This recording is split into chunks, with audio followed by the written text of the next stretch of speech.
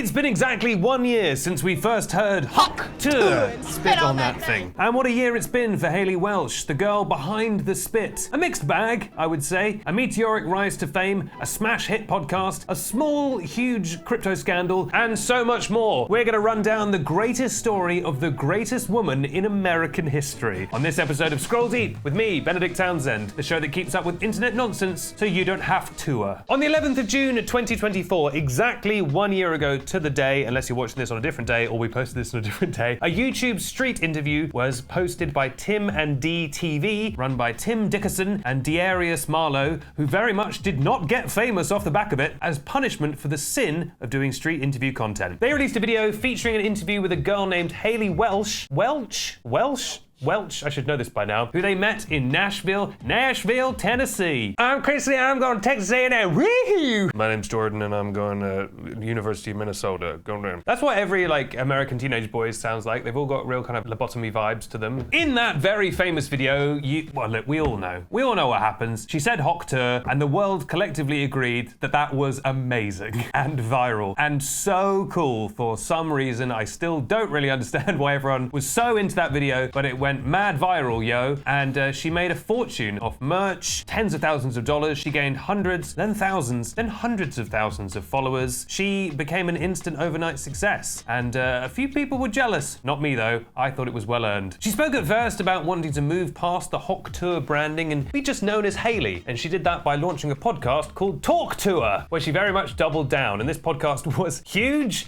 It was launched in partnership with Jake Paul. It was part of his company. Hundreds of thousands of views per episode. It's on YouTube, it's on podcast platforms, but more importantly, it gifted us the greatest podcast ever made, which is Talking Talk Tuah, a show where two men with glasses of wine would overanalyze every episode of Talk Tuah, which then recently culminated in them going on Talk Tuah. So you had the Talk Tuah and Talking Talk Tuah cinematic universe, which I will say was a nice bit of good sportsmanship from Hayley. Her success continued. She filmed a cameo as herself in Glenn Powell's upcoming Hulu series Chad Powers. Quote, "When bad behavior nukes hotshot QB Russ Holiday's college career," it's a lot of American words at once, "he disguises himself and walks onto a struggling Southern football team as the talented, affable Chad Powers." Glenn Powell playing someone who's charming and affable? It'll be a reach, but maybe he can do it. We also met Pookie, one of the most beloved pop culture characters. Hayley's squeeze. Pookie is looking absolutely fire tonight. Pookie looks absolutely fire tonight. That's a different Pookie. That's actually a distinct Pookie who also became popular in the same amount of time and who is arguably still as popular. But then, as we love to do to all of our famous young women, we built her up and then we tore her down for something as small as a massive crypto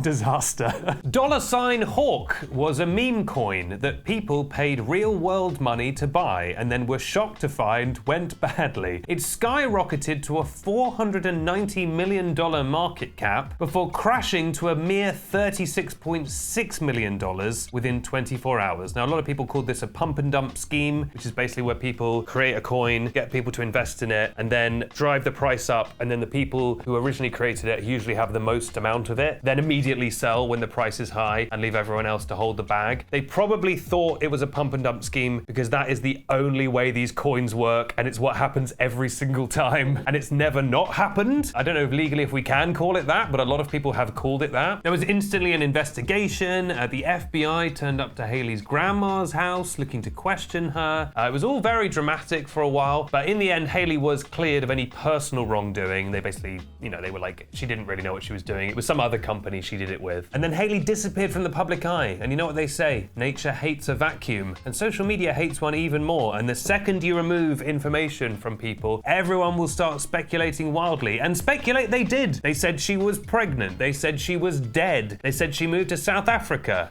Oh no, sorry, maybe I'm thinking of the Frosties, they're gonna taste great kid. Sorry, I'm getting them confused. That's a real throwback reference. No one has died more in history than that poor Frosties boy, who I think is fine. But despite the scandal and despite being chastised by figures such as Joe Rogan, she's still doing pretty strong. She's got 2.4 million Instagram followers because she said Hawk Tuah spit on this thing. That thing, sorry. God forbid I get it wrong. The Talk Tuah podcast is back after a hiatus, still going strong, not as strong as it was was. It doesn't have the staying power you might expect, but it is still going. And there's also apparently an upcoming documentary from an Emmy-winning production company, which is apparently going to, quote, explore her unexpected rise to fame, the scrutiny that followed, and exposes the incredible power social media has to crown and crucify its internet darlings. I would say I would use those words. I'd say that Hailey was crucified, much like Christ. She is kind of a modern Christ in a way, if you think about it. She had followers. She... Go on. She died. In the eyes of the internet, she died and then rose again. Much like Jesus. Jesus broke bread with his disciples. Hailey broke bread in that she broke some money.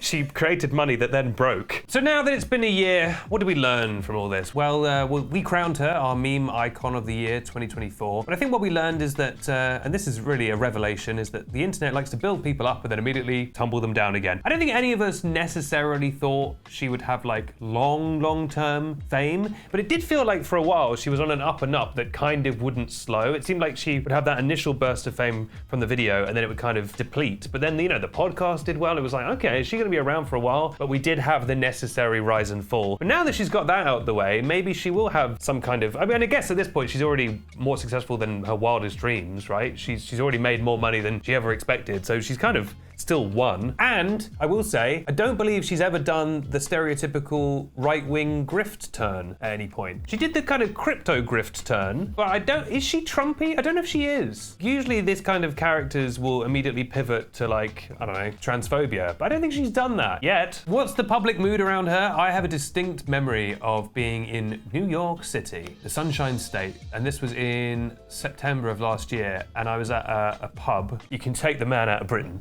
And there was two men sat near me who must have been older than me, maybe mid-30s. And I was like eavesdropping on their conversation. And one of them was like, no, you don't understand. Like, she's actually really cool. She's like a young girl.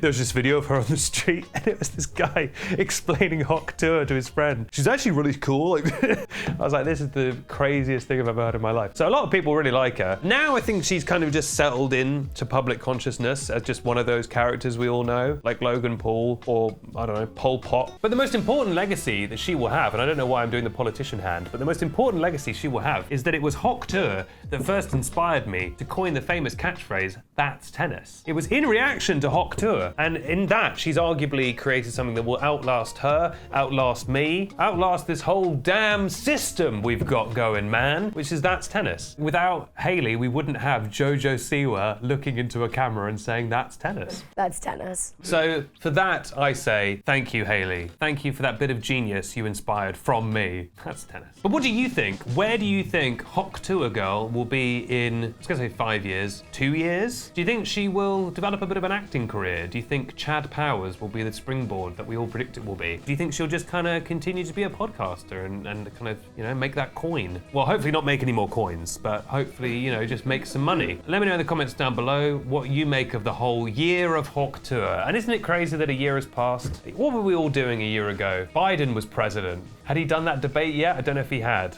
We hadn't even heard of Kamala Summer. No one even knew that Kamala was brat yet. The apple seed had been planted, but had not yet grown into a viral tree. And the question is, who is this year's Hawk Tuah girl? There are these guys who have been doing crooner covers of rap songs. Everyone in the office is sick of me talking about this, but the speed at which these guys have become popular is kind of crazy. So I feel like they have had a very meteoric rise, not to the level of Hawk Tuah, but I can't really think of anyone else who's had like a sudden shoot to the moon lately. But let me know that as well. Who's your prediction for this year's Hawk Tuah girl? And now we come to the secret question for people who've made it all the way to the end, the people with the best attention spans. And let's keep it 2024 related for a little bit of nostalgia. If you could split a milkshake with any historical character, who would it be? Living or dead? Any historical character, living or dead. One of those living historical characters. For me, it's gotta be Pontius Pilate. I'd be like, dude, let's think again. Am I happy that you invented pilots, also known as Pilates? Yes. Am I happy you killed God? No. So it's a mixed bag, ultimately. But we'll split a milkshake, we'll sort it out on the remix. Let's sort it out on the remix. I'm Benedict Townsend, this has been Hawk Deep, and make sure to follow to get all the latest internet nonsense. Have a great week. Spit on that thing. Goodbye.